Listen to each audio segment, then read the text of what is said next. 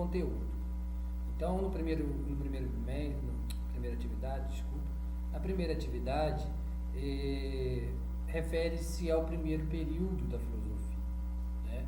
Nós já tínhamos visto em sala de aula a divisão do período antigo, ou dos períodos da filosofia antiga, né? E toda ela até o momento atual, né?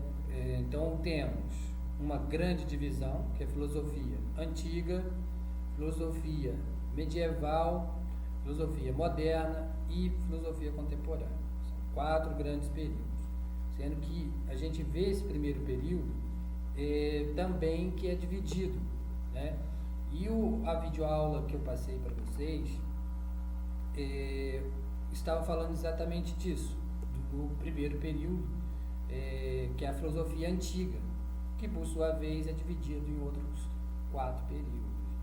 Então nós temos o surgimento da filosofia entre os séculos 7 e 6 a.C., lembrando a vocês que antes de Cristo o século decresce, então por isso entre os séculos 7 e 6 que surge a filosofia. A filosofia ela surge como um movimento ou uma mudança na estrutura do pensamento.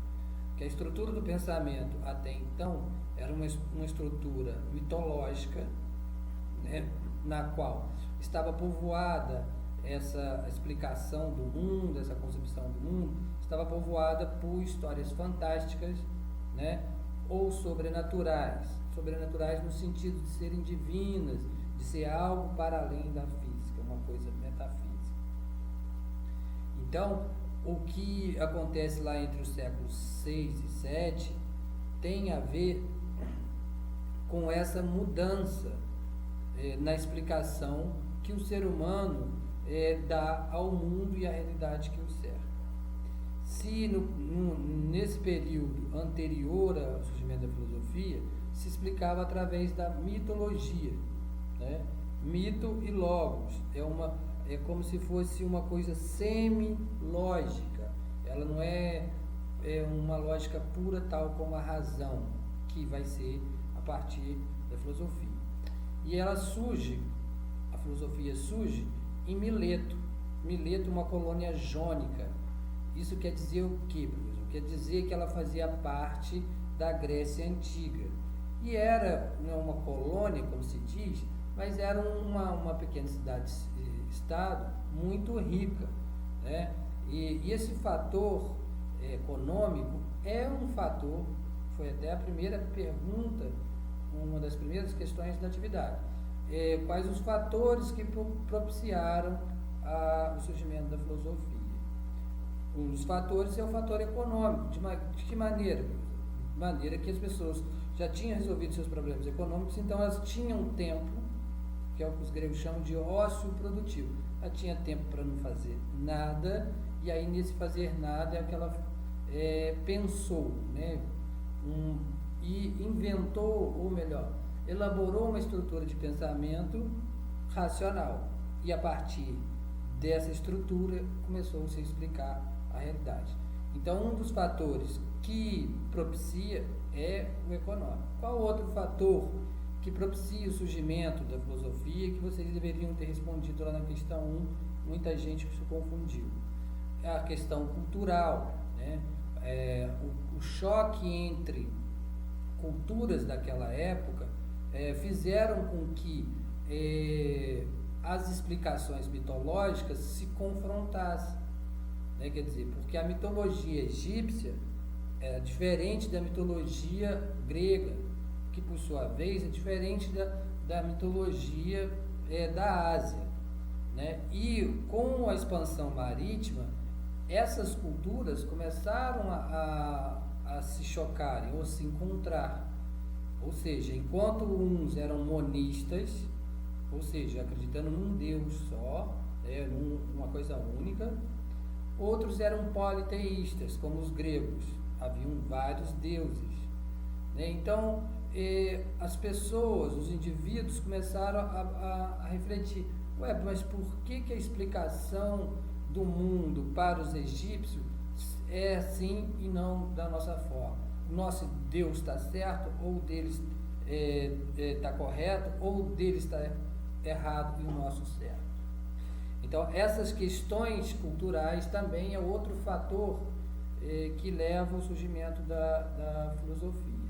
Então, era na questão 1, por exemplo, da atividade, era para que vocês respondessem nesse sentido, dando exemplos de que maneira que fatores sociais, históricos, econômicos, culturais fizeram com que a filosofia surgisse ali entre os gregos.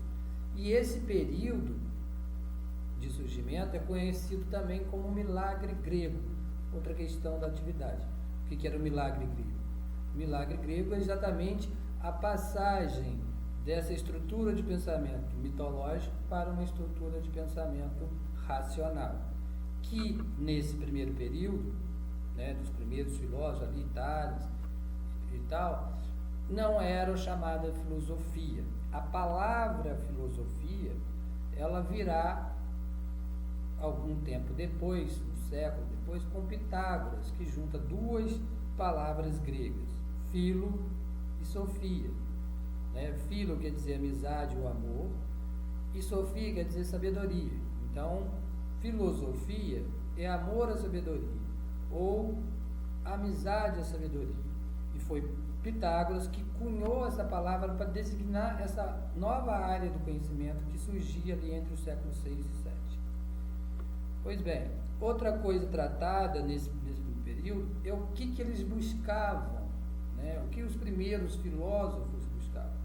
Eles buscavam o que eles chamavam de arqué. Foi até uma pergunta também da atividade. O que é arqué? Arqué é um princípio, é uma palavra grega que quer dizer o princípio que unifica e explica todas as coisas. Pois bem, se você quer explicar uma coisa, é melhor você reduzir essa coisa a algo muito simples, ao seu elementar, ao seu essencial, que assim do essencial você explica o complexo. E é isso que eles estavam tentando fazer. Eles buscavam a arqué na natureza, que quer dizer em grego physis. Então eles buscavam na physis esses elementos, ou esse princípio, a arqué, que para Tales é a água. Heráclito vai dizer que é o fogo, Anaximenes vai dizer que é o ar, e Anaximandro vai dizer que é a terra. Juntos, que não são contemporâneos, enfim, eles estão em períodos diferentes, mas juntos eles formam os 4 elementos da natureza. Então, muitos desses primeiros filósofos se dedicavam ao que a gente entende hoje como ciências físicas ou ciências naturais, que são aquelas ligadas à pesquisa e investigação sobre os fenômenos naturais, como relampejar, chover, fazer sol, dia, noite, a própria natureza, as formas de relevo, como que o relevo se constrói, como que os planetas se orbitam, etc. Então, eles buscavam nessas que hoje a gente chama de ciências naturais, ciências físicas, eles buscavam nessas áreas, ou eles estavam inventando essas áreas. Para quê? Para explicar a realidade, tal como a mitologia fazia, embora agora com o uso da razão. Então, essa que é a diferença entre filosofia e mitologia.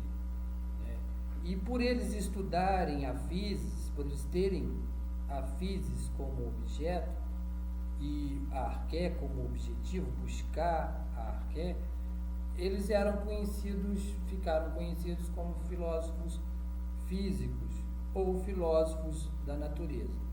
Então, a gente vai ter um grande período do avanço dessas áreas do conhecimento que eu citei aqui, astronomia, hidrologia, ali pelo estudo da água, com Tales, da própria matemática, então grandes avanços serão obtidos através desses primeiros filósofos físicos. Na metade desse período, que é o período físico, é conhecido também um período ontológico, que é quando começa a desviar o foco da natureza para o ser humano. Então a gente vai ter Parmênides e Heráclito ainda no período pré-socrático, que, como vocês observaram, tanto no áudio, no vídeo que eu mandei para vocês, quanto no material didático, tanto quanto eu vou falar aqui agora, que chamá-los, esses primeiros filósofos, de pré-socráticos, não quer dizer necessariamente porque eles vêm antes, num período histórico anterior ao de Sócrates. É isso também, mas não se resume a isso. O que difere, então, o que classifica um filósofo ser pré-socrático ou não? O que classifica é o objeto que ele estuda. Se o objeto que ele estuda é a physis, ele pode ser considerado um pré-socrático, mesmo estando depois de Sócrates, como alguns filósofos daquele período. Na modernidade, inclusive. Isaac Newton, que é muito conhecido como físico, o seu livro sobre a gravitação é tratado de filosofia natural. Ou seja, é um físico, mas o título ali ainda carrega a ideia de ser um filósofo da natureza. Ou seja, o objeto é que vai determinar a classificação de um filósofo como pré-socrático ou não. Então, de Sócrates para frente, pegando um pouquinho aí de Parmênides e Heráclito, que vão falar da ontologia.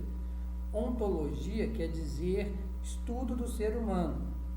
Então, quando o foco sai da natureza, da física, e vai para a psique, lá com Sócrates, já no século IV a.C., ou seja, 200 anos depois do surgimento da filosofia, 200 ou quase 300, é que muda para quê? Para estudar a psique. Isso vindo de uma ideia de Protágoras, que era um sofista, um dos melhores, os mais conhecidos, mais famosos sofistas do período, que trava um grande embate com Sócrates.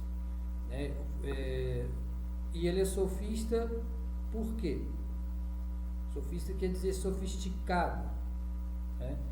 Então, era um cara sofisticado que detinha o poder da retórica e da oratória, e isso era importante. Por quê? Porque numa sociedade como a grega, na qual você tem uma democracia plena, uma democracia direta, o indivíduo deveria saber falar e argumentar para exatamente se argumentar na assembleia, no fórum, na própria polis. Então, era muito importante para as pessoas estudarem a retórica, a oratória, para colocar as suas concepções, suas visões de mundo de forma a convencer o outro.